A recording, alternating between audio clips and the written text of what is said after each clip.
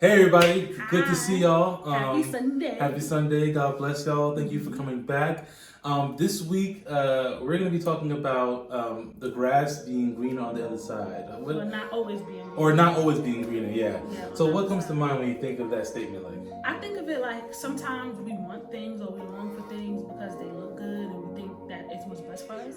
But then we have to go through certain life experiences or even get to what we're searching for.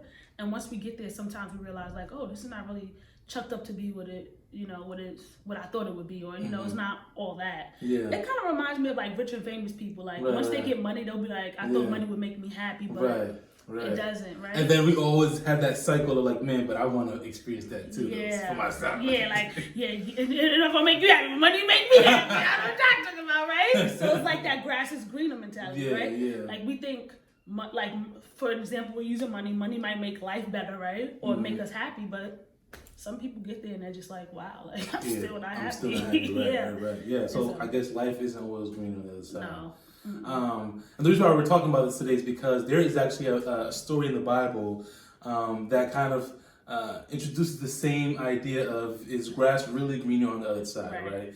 And so we're going to be taking our reference from Genesis 13 through chapters 18. Yeah, but it's like here little spots. So we'll post that. We'll post that. You can look it up and read it yourself if you want to. We only got 10 minutes, so we're not about to read that to you. We'll post the references. And so I'll give you just an overview, right? And so here we have Lot. He's with Abraham's his uncle. It's his uncle, yeah. He's with his uncle Abraham. They're both rich. They have a lot of stuff, and their men are starting to fight with each other because there's just too much stuff. They're all on one land. They're all on one body of land. Right. And so Abraham said, you know what? We're family. We don't need to be fighting like this.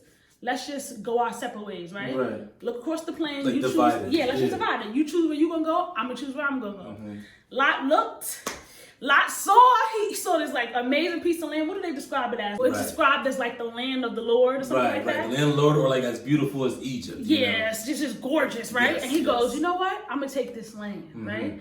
And so a whole bunch of stuff happens, and when he gets there, he realizes this land is kind of corrupt. It's not that great. Yeah, it's just not. Externally it's beautiful, but internally it's just ugly inside. There's a whole bunch of stuff going on. Lot ends up getting kidnapped. Abraham has to come save him. And even after he's saved, he goes right back into that land. And the land ends up having to be destroyed. It's this whole thing. It's just crazy, right? It's crazy. And so, what I initially thought about was, why is it that, first of all, we see things, right? And we go for what looks beautiful. And not everything that is appealing on the outside is good internally. Right. And so I think about friendships, I think about relationships, I think about jobs, I think about school, right? Sometimes things just look like they all put together externally. But then when you really get to know somebody, or when you really go for this opportunity, you realize it was ugly. And so it's just why do we judge things? Why do we take things at face value? Why do we take things at face value? I think we're just taught to always take things at face value. From the time we're children. I want this car because it looks nice. And people are telling you that it looks nice, so therefore you start to value that as a nice looking thing. But I just feel like we're always trained to kind of go based on something looks good, something's popular, something's in. Like the burden bag. Them dresses are dumb ugly. Right, sorry, they really are. But everybody wants them because it's exclusive. It's the thing that to get is expensive. It's the clout behind it. All those things. You're absolutely right. Everybody wants that bag. Everybody wants the Gucci. Everybody wants the Jordans. Everybody. And if you do want that, there's nothing wrong. with it. Just know that sometimes it might not bring you what you're looking for. Because in this case, Lot, like you said, Abraham said to Lot, hey, let's go ahead and divide this land.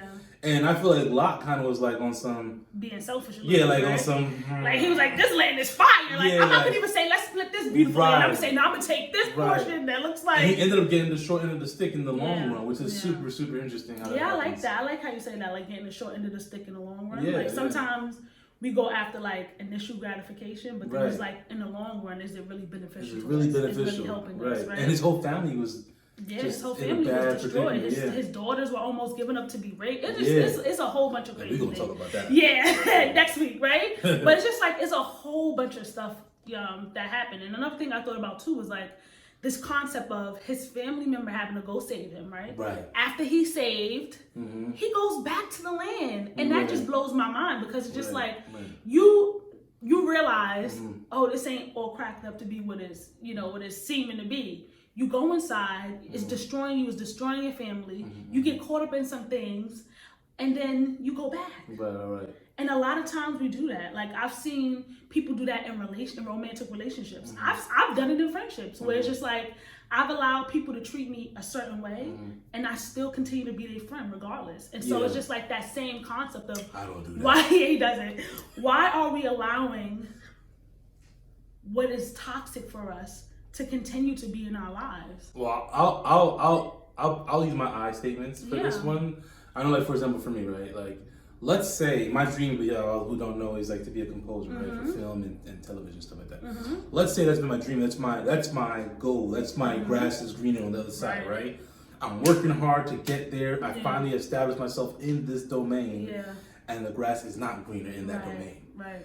Do I then say, hey, like, all right, well, I'm gonna just dip, or is it really truly hard because now I've built up all this life work? That's real. To be in this space, I kind of can understand. I'm not saying I agree, but I understand why it's so hard sometimes for people to give up the other patch of grass because they've worked so hard to get there, or they've believed for so long that it was always better and greener on the other side. And so now once you get there, like, I might get to the Hollywood industry for composing and realize, oh, this is not for me.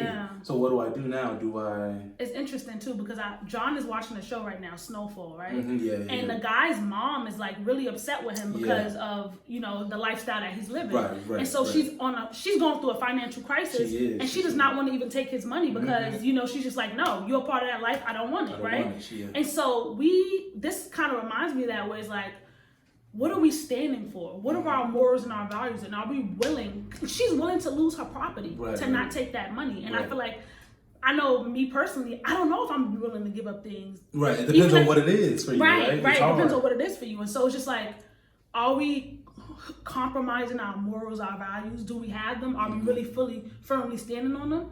If so, why? If not, why not? You get what I'm trying to say? I think about my children, especially in relationships. We happen to have a really good one, right?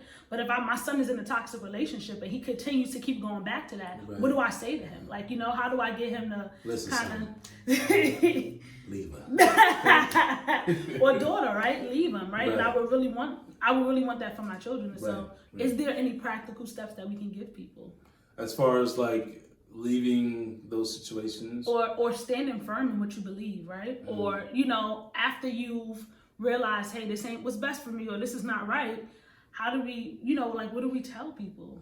I mean, I think that for one, I think that you have to ask yourself, why did you want to be this? What about this thing makes you happy? Why did you want to be in this space in the first place? So like for me, for example, a question that I would ask myself if I got to this established place and I'm a film composer and things are working well, but everything else around is just not so good, I would have to ask myself, what about composing like makes me happy? Why do I even want to go into composing in the first place? So one answer would be for me, like, oh, it makes me happy. Like, it makes me internally happy, right? So then the next question, like, okay, do I need to be part of Hollywood to do that? Can I do, what I'm saying? So I guess you just really gotta ask like the root question of like, why are you going after what you're going after? And is it worth their soul? And I'm not trying to be like churchy, but like I'm not even talking about like in terms of spiritual things, but like just you're like you as a human being, like is your value or what you place value, is that like, is it worth losing that? Like, and I think for me personally, especially, I mean, I've never gone through a situation, well, I probably have gone through a situation like this. I'm talking about in terms of like a goal that I'm trying to accomplish and realizing the grass isn't greener. I think it's like, I wonder if like Lot didn't really fully understand what he got himself into until it was too late. Yeah, it might have been too late for sure. I think so. Like I said, I mean, he raised his family there. I mean, it's you're stuck there, or you feel like you're stuck at least. I mean, the environment has become your home, even if it is disastrous. It's become your new normal now. So leaving that might seem scary. Leaving that might seem uncomfortable, even though you are uncomfortable. But this this type of uncomfortability feels more natural than this one now because I've been here for so long.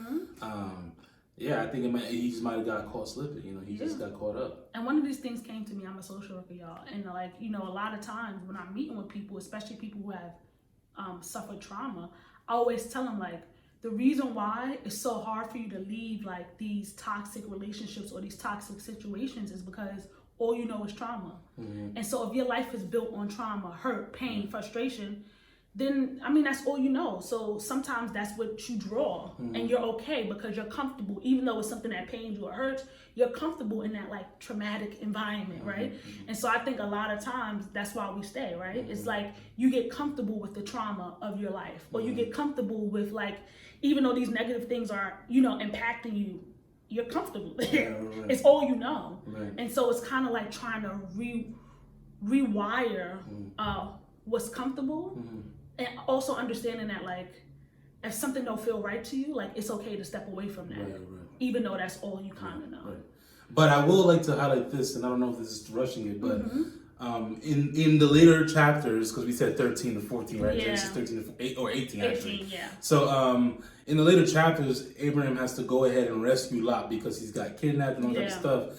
And what I like to think about that as is kind of like how there are times where you might not be able to really see that you're in this messed up situation.